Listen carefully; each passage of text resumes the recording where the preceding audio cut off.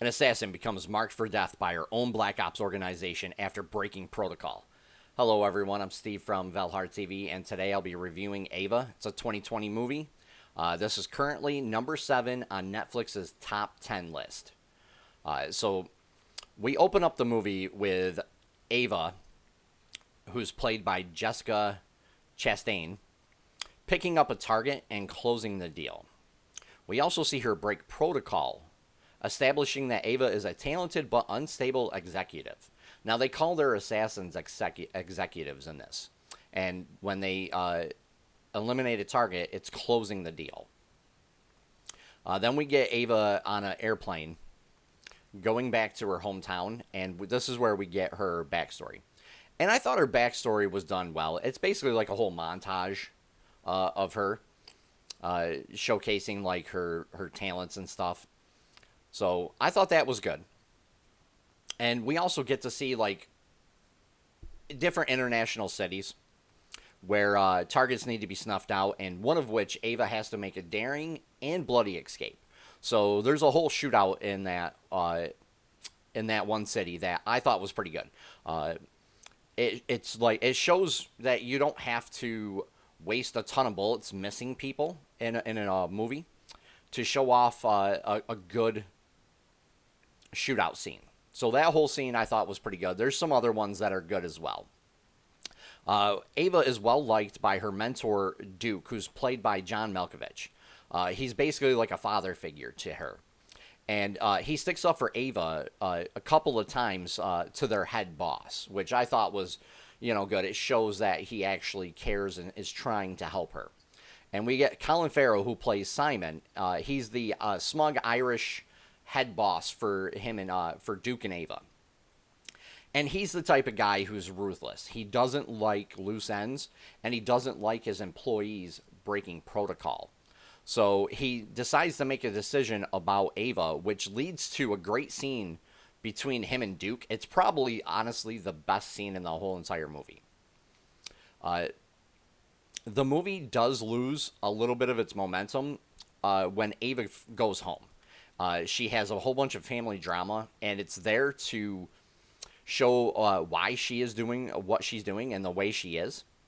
And it's also meant to show that she's trying to come to terms with her past because she hasn't seen her family in quite a few years in the movie.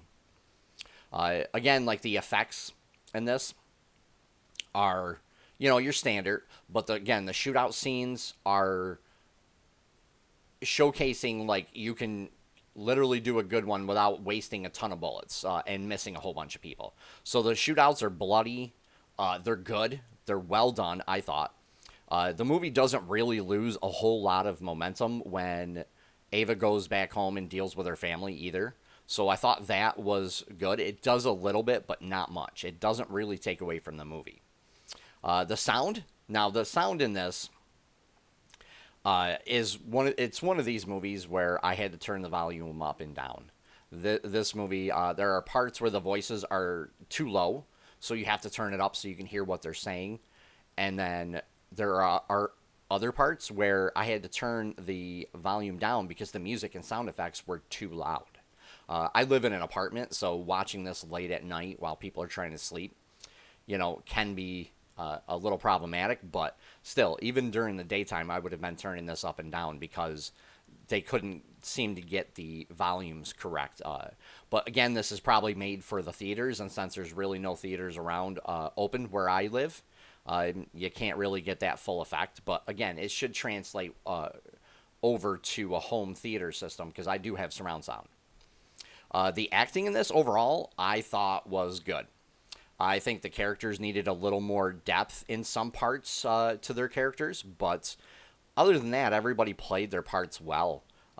Jessica can be a tremendously gifted physical performer, like in Crimson Peak, and it really shows in this movie as well. I think she did a really good job. Like, there's a lot of hand-to-hand combat in this, too, and every single person in here, from Jessica to Colin Farrell to John Malkovich, all did good.